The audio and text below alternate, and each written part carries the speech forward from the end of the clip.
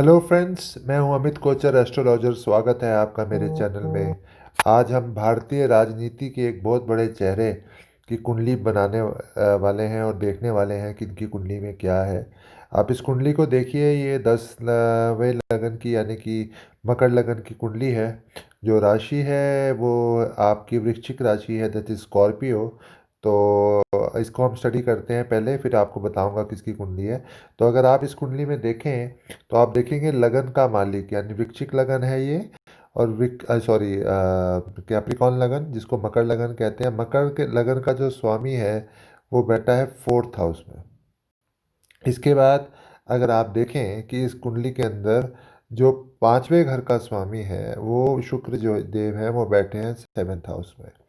और आप देखें कि जो आप इस कुंडली के अंदर तीसरे घर के स्वामी हैं जुपिटर, वो बैठे हैं टेंथ हाउस में। तो हम अगर ओवरऑल इस कुंडली को अगर देखें तो इस कुंडली में जो केंद्र हैं वो बहुत बलवान है।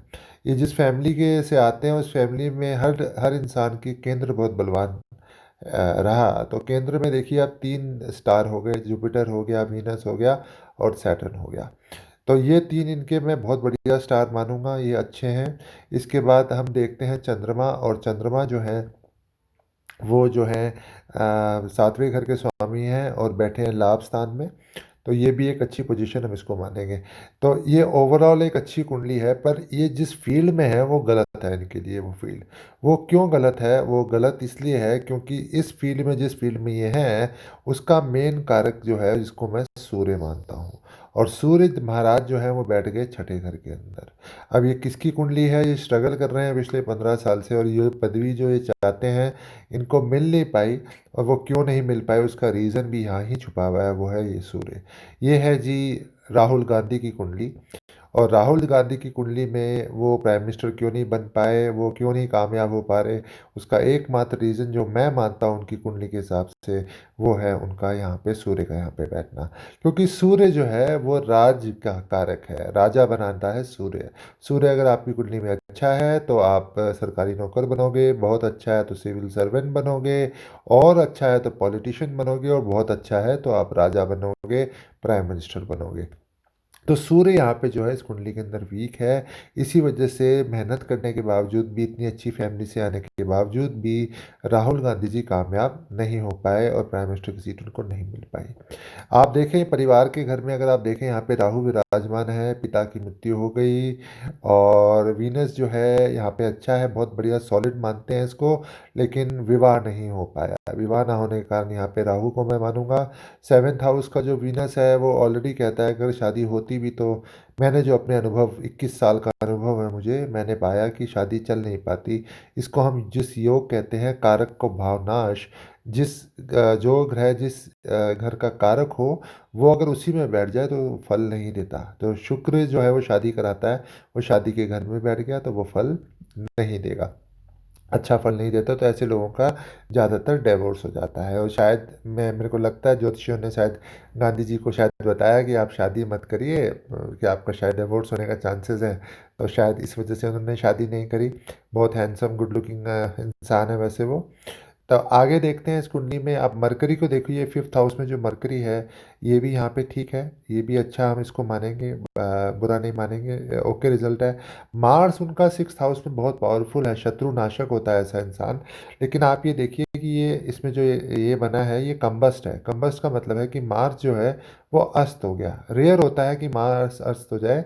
वैसे वीनस और जो बुध है वही अस्त होते हैं, लेकिन इनकी कुंडली के अंदर ये है कि जो मार्स है, मंगल है, वो अस्त है। और मंगल के अस्त होने की वजह से जो है वो दिक्कत इनको आई। ये अपने शत्रुओं का नाश नहीं कर पाए और ये खुद हार गए इलेक्शन।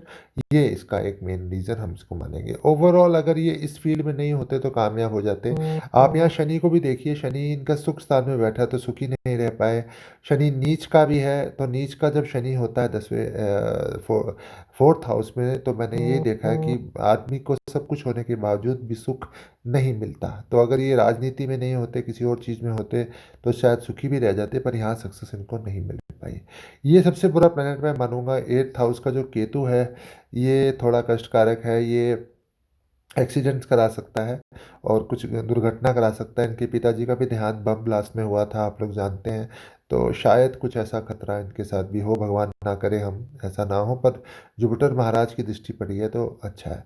ओवरऑल बताऊं तो राहुल गांधी एक अच्छे इंसान हैं, क्योंकि उनका जुपिटर मैं सबसे इंपॉर्टेंट ग्रह मानता हूं। वो 10th हाउस में है, बहुत, चाहे वो शत्रु राशि में बैठा है, पर जुपिटर यहाँ पे बहुत बहुत बहुत बहुत अच्छा फल देता है। सारी कुंडली को कंट्रोल करके चलता है। वो केतु को भी देख रहा है, तो शायद उनको कोई चोट वगैरह ना लगे और कोई उनके साथ हादसा ना हो। हाँ, पर फील रॉन्ग है। अभी दशा देख लेते हैं। दशा देखो, चंद्रमा की महादशा में केतु का अंतरा है। चंद्रमा की दशा 2 साल बाद 2023 में खत्म हो जाएगी और सूर्य की महादशा आएगी। चंद्रमा की दशा ने कुछ खास दिया नहीं, जबकि चौथे घर का स्वामी था चंद्रमा, लाभ में बैठा था, फिर भी हार ही हार मिली और जीत नहीं मिली। तो चंद्रमा ने अच्छा फल नहीं दिया। चंद्रमा जो है, चंद्रमा महाराज जो हैं वो लाभ में बैठे हैं, चलो स्कॉर्पियो में बैठे हैं, लेकिन फिर भी अच्छा फल नहीं दिया। एक थोड़ा बहुत कारण हम शुरू शुरू में साढ़े साथी थी, पर अभी तो नहीं है इस वक्त, तो अच्छा फल नहीं दे पाया। अब अष्टमेश की दशा है, 8th हाउस के मालिक की दशा आएगी सूर्य की 2023 में, तो ये क्या करेगा। देखिए, ज़्यादातर एस्ट्रोलॉजर जो आपको बोलेंगे वो बोलेंगे कि मृत्यु स्थान के स्टार की जब दशा आती है तो ऐसे हालातों में बुराई होगा, अच्छा नहीं होगा।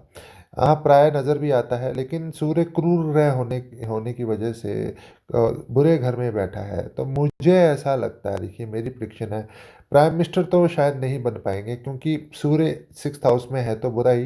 पर सूर्य कभी, मतलब किसी भी घर में मेरा अनुभव है कि बहुत बुरा नहीं करता है इंसान के साथ। तो मृत्यु मृत्यु का तो कोई योग बिल्कुल नहीं बनता, मतलब ऐसा कुछ नहीं बनता।